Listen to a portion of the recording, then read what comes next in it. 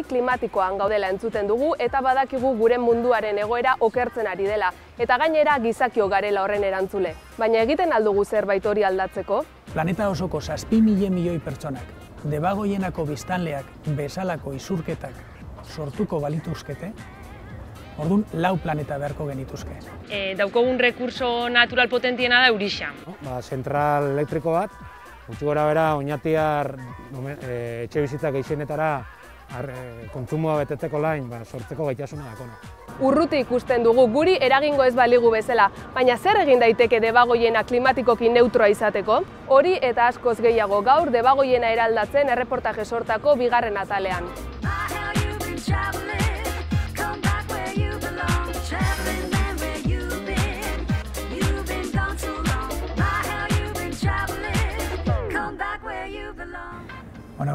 Nire ustez garrantzitsua da esatea, larrialdi klimatiko batetan gaudela. Coviden krisiak ezin dozku ahaztu arazi, larrialdi klimatiko oso sakonean barneratuta gaudela. Izen aldatu behar diogu. Ez da aldaketa klimatikoa. Aldaketa klimatikoa gertatzen da eta gertatzen da era naturalean. Baina hori arintzen ari gara. Askozaz ere gehiago, geure isurketan gehatik. Orduan, beroketa hori, beroketa efektu hori da beroketa antropogenikoa, pertsonengatik. Aldaketa nagusi hauek gertatu ziren iraultza industrialean. Planetak 4.600 milioi urte ditu. Denboraldi guzti horretan, hainbat aldaketa egon direz. Aldaketa klimatikoak eta hainbat espezie agertu eta desagertu direz. Gu baino, burmuin askozaz ere txikerragoarekin, orekatuta bizi izan direz planetan. Iraultza industriala gertatu zanetik, sortu dugun garapen modeloa ez da jasangarria. Zoritxarrez gainera, aldaketa hori eragin dugunok herri industrializatuak gara. Eta sortu dugun eta beroketa efektu horrek sortzen duen efektua ezberdina da depende zein herrietan gauden. Orduan ez da batere ekitatiboa sortutako arazoa. Debagoiena askotariko alorretan izan da eredugarria, baina datuen arabera larrialdi klimatikoari dagokionean ez da horrela. LKSek egindako ikerketaren arabera, munduko pertsona guztiek debagoieneko herritarrek beste CO2 isuriko balute, 4 mundu beharko genituzke aurrera egiteko. Halere, esan behar da debagoienaren egoera ez dela askorik aldentzen Euskal Herriko gainerako bailaretatik, baina bailara honek baditu bere berezitasunak. Hipotesien arabera, debagoiendarren karbono isurketek industriarekin zuten lotura, baina ikerketek garbi erakutsi dute garraioarekin daudela harremanetan batez ere. Zehatzago esan da, bailaratik lanera edo lanetik bailarara egindako joan etorriak eta industriaguneetatik sortutako trafikoa dira bailarako arazo nagusia klimari lotuta. Eredugarri dana debagoienan da oñati. Oñatiren energia elektrikoa, urjauzi batetatik dator, EBE eta Oñatiko udalak kudeatzen dutenak, eta izatez, energi hori guztiz jasangarria da.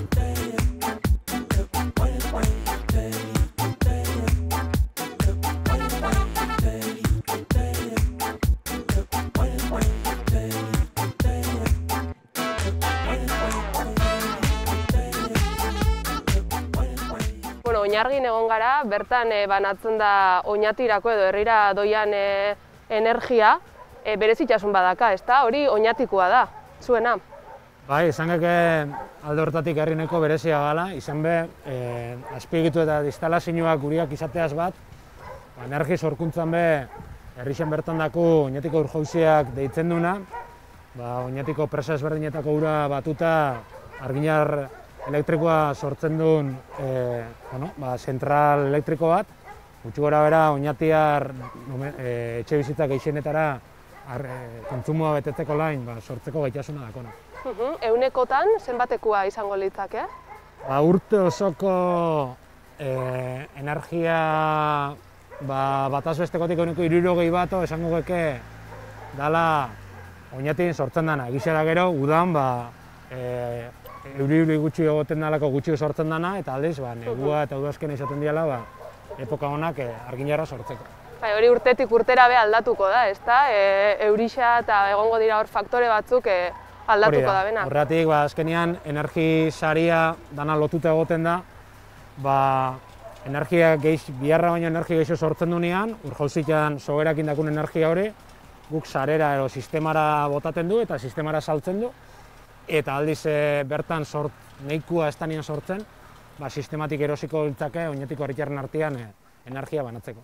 Euskal Herri mailan eta konkretuki Debagoienan daukogun rekurso natural potentiena da eurixa. Orduan oinatikon zentral honek sortzen dauena da, rekurso eskuragarri daukogun rekursoakin, guk kontsumiruten dugun energia propioa, eta kantidade handi baten sortzen da. Orduan, esan aldugu, oinatiko urjauzixen proiektua dela, Debagoiena mailan energia berriztagarriak sortzeko daukogun rekurso edo proiekturik handixena. Bataz bestekuak kontuan hartuta, oinatik etxebizitzetan urte osoan konsumitzen dagoen 60% sortzeko gaitasuna dakola.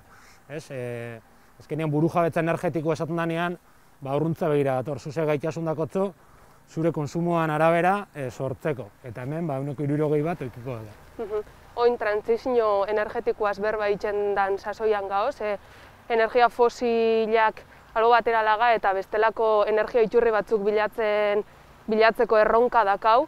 Hori hola da neinean, zela irakurtzen dozu zuek dakazuen urjauzixen eta energia berriztagarrien sistema hau? Bueno, nik usten dut, bere garaixan eusen urjauzi honek udalak erosi izanak, apustu hona izan zela, ezta? Azken finean, norbera be, energian inguruan hitz egiten duenean, beti aipatzen da, saiatu igala murrizten, baina murrizten bakarrik ez, bebaitek konsumitzen duen hori sortzen. Ez daudelako balio, beste nunbaiten energia hori sortuanak, kutsadura bat sortu aldauelako, eta orduan norberak saiatzen alde batetik, energi burujabe hori izaten, beste inun ez da sortu zuk biharra dakotzuna, eta energi berriztagarria da neinean, alik eta kalte gutxien naturari egitea. Trantsizio energetikoaz hitz egiten dugunean, da zelakoa izango da bizitza, energi fosilak geure energi iturri nagusia izaten usten duten momentuari, ezta? Trantsizio hori jadanik geure nagusiek, geure herrietako nagusiek bizi izan dute, haiek bizi izan direz energi fosilen dependentzi hain handi hori barik. Ez badugu trantsizio hori egiten, geure herriek guztiz dependiente direz, bai Rusiako gaseari buruz eta bai ekartzen dugun petroleoari.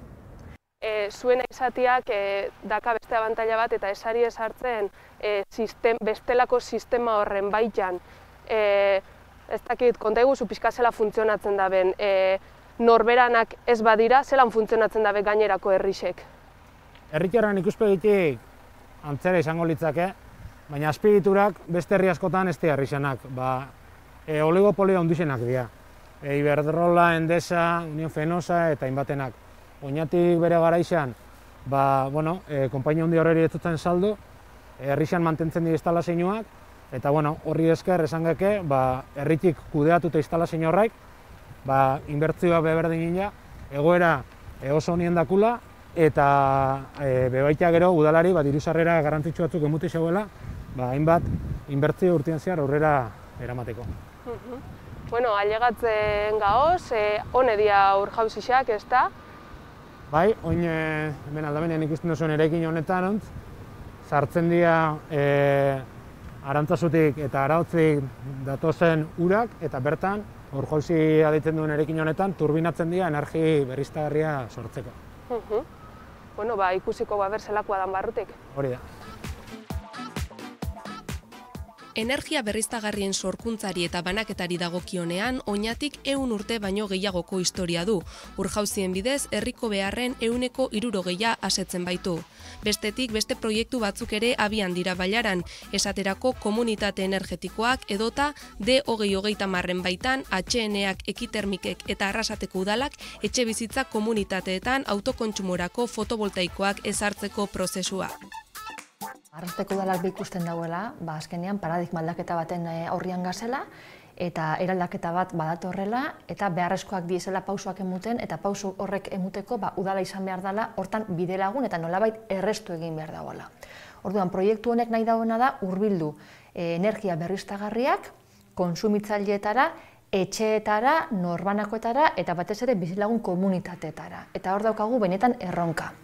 Gu Arrasteko udal bezala, proiektu europear baten parte gara, beste Europako sozioekin batera, eta erronka da esandakoa, energia berriztagarri horrek gerturatzea batez ere komunitate horietara. Orduan guk, esrek honen baitzen badaukagu proiektu berezi bat, deitzen dena fotovoltaikoak etxean, eta honekin egin nahi duguna da errestu komunitate baten aukera izatia, teilatuan plaka solarren bitartez energia berriztagarriak ipini, eta nolabait, kooperatiba eredu hori baliatuz, komunitate horrek egitea inbertzioa, eta gero energia hori komunitate bizilagun horretara pasatzea. Eta etxe bizitza bakoitzak eukitzea aukera, bere etxean energia berriztagarri hori eukitzia. Nik ez nuke jakingo esaten mundua izango litzakeen gai energia berriztagarrietik bakarrik hornitzeko, baina nik transizio energetikoan bueltan bakarrik ez nuke esango nondik sortzen dugun eta zer kontsumitzen dugun. Nik uste dut kontzeptu desberdinak desereiki behar dugula. Lehenengo nik uste dut debagoienara ekarritxa, behar duguna da kontsumua murriztu eta kontzientzia garatu bebai nondik kontsumitzen dugun, ezta? Zenekin daukogun gure etxeko argindarran kontratua egin ja, eta ze modutan ekartzen duzkun energia hori etxera. Herriaren ahalduntze bat bai emun bida, ulertuta energia dela beharrezko ondare bat gaur egun, eta horren gaitxasuna edo erabakiak hartzeko ahalmena gure eskuetan, gaur egun ez dauen moduan, gure eskuetan egoteko aukera badaukogula, ezta? Orduan, hortik be, sorkuntza proiektuak sortu aldiez, kolektibuak herri mailan edo norberak bere etxeko autokontsumoak zentruan jarrita. Trantsizio berdea hortaz aretago dijoa. Hor ekonomi zirkularra sartzen da, hor ekonomi berdea sartzen da, hor sartzen da nola balore eman diezaiok egun isurketen murrizketari. Eta hor karbono kredituak eta beste hainbat elementu sortzen direz. Geure ekonomi berriak ez dezala bakarrik geure kuenta de explotación edo geure barne produktu gordina neurtzeko, baizik eta neurtu ahal izateko, nola zelako inpaktua izaten ari garen inguru giroan. Aldaketa gutariko pertsona bakoitzetik hasten da.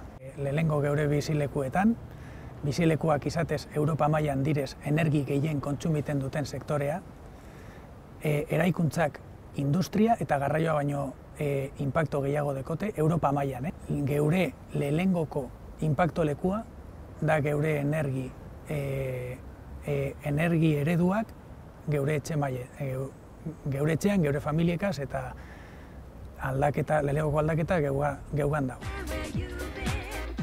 D2030 garapen iraunkorrerako sarearen erronketako bat da 2050 urterako debagoiena klimatikoki neutroa izatea, eta horretarako erreportaje honetan ikusi dugun bezala argi geratu da norbanakoengandik hasi behar dela bidea, ekintza txikiek eragingo baitituzte benetako aldaketak.